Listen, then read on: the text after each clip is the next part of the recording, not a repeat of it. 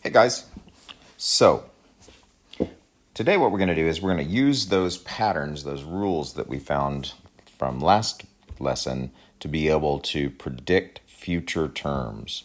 We kind of looked at that a little bit when we were making terms, but we're going to look at it more formally now. So the first thing I want to do is just jump over to Education Perfect because that's where your assignment's going to be, and we will work from those pages, okay? So remember that you can write a rule to describe a pattern, and because you have a rule, then you can use that rule to find future terms. In other words, if I have the first, second, third, fourth term, I can write a rule, and then I can find the 100th term or the 2000th term, etc. Okay? So it's really convenient to be able to use these to write rules. So suppose we want to find the 804th rule term in a sequence. You don't want to have to do 804, but instead what you can do is you can just use the rule and plug in the information into the rule and find the number of terms, or the term for that number. Okay? So let's look at an example real quickly. Right? So here's our rule. We have our pattern and we have our rule, and just to remind you how you got that rule, remember it's the common difference. So 9 minus 4 gave you 5. 14 minus 9 gives you 5. So we have a common difference of 5. That's where that number in front of the n came from. Then we said 5 plus or minus something should equal 4. Well, to get a 4, to turn a 5 into a 4, you're going to subtract 1. So that gave us our b, that we call it. So that's how we got our rule. So t equals 5n minus 1. So you'll get some practice building some rules here. To find the 804th term in this sequence, all we need to do is simply replace n, and we know it's an n because of that th there, 804th. Replace n with 804. And then, so that's our first step. Second, then simplify, which of course means just do the math.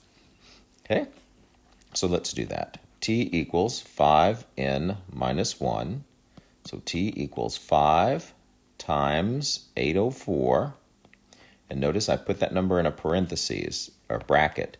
You should always use brackets when you're replacing any letter with a number. And 5 times 804. 5 times 4 is going to be 20. Okay. Big number. Yeah. And then subtract the 1, 4, 0, 1, 9, if I did it right. Okay. So it would be a real pain to go from 24 to that huge number, 804 times. So learn how to use the rule, and you can do that with any rule. Okay. Let's just see. So there we go. You see, they're doing the same thing I did. They didn't use a bracket. They used a multiplication symbol, which is fine, but I really like the bracket. Okay, and there you are.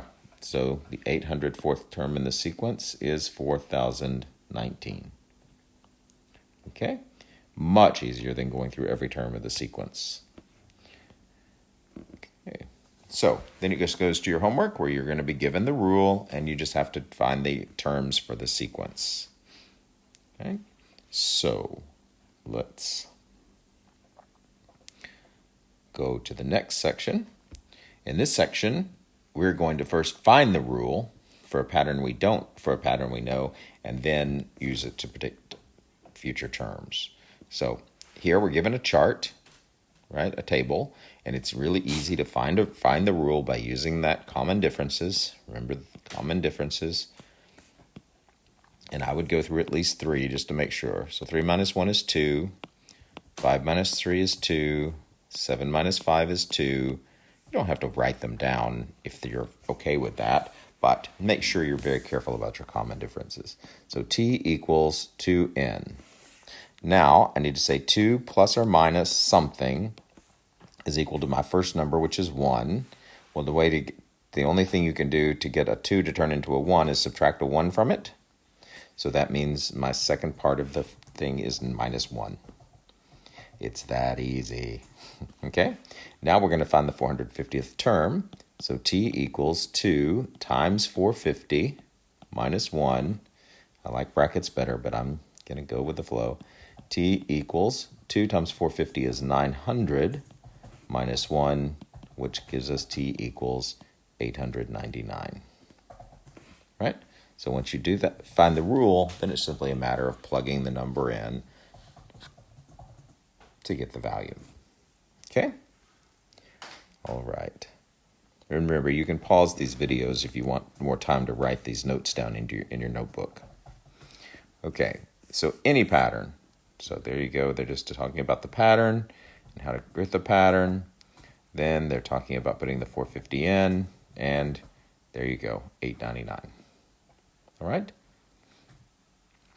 Give you another pattern. Create the rule, and then, right, finding the common differences, finding out what you would add to get the first term, and then plugging in the 98. Do the math. Okay. And off you go. So there's your homework. You're going to have to determine a rule and then find that, use that rule to find future terms. Okay? All right. Let's look at the last part of this lesson. So here we go. You have your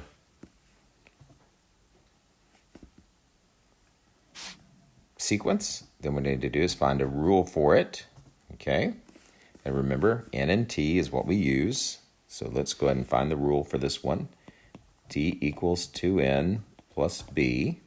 Oops, I'm sorry, an plus b. Getting ahead of myself. So 8 minus 2 gives us a 6. 14 minus 8 gives us a 6.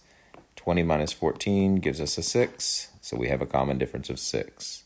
So that tells us that 2 is equal to 6n. Then we take our 6 plus or minus something will equal the first number in the term, 2. Well, 6, you can't add anything to a 2 to get a 6, to a 6 to get a 2. You have to be subtracting 4. So that means 6n minus 4 is our rule. Okay? So again, remember that's the term, n is the number. You can always tell n's because of that second, third, fourth business. Okay, right? Those little letters in there tell you what order, because n is always the order. Okay? All right. Now, so there we go. Give you the rule. So, and you can check any of these. So if you put 5 in place, you'd be able to see that 5 would indeed give you the next number in the sequence. Okay? Then to find the 21st term in the sequence, just plug in the 21 in place of the n and do the math. Okay? Now, sometimes the sequence is given to you as a pattern, drawing. So remember, keep that in mind as you go. So the first one is, and the pattern in this one, we did this pattern before. The first one has 1 large fence post. Okay.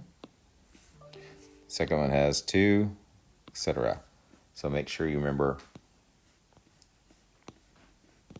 that you can have patterns that you're going to have to determine by counting the numbers. So we have the number of small fence posts and large fence posts. Okay. And again, you could use any numbers or letters. They're using F and S just because it's fence post and smaller ones and larger ones.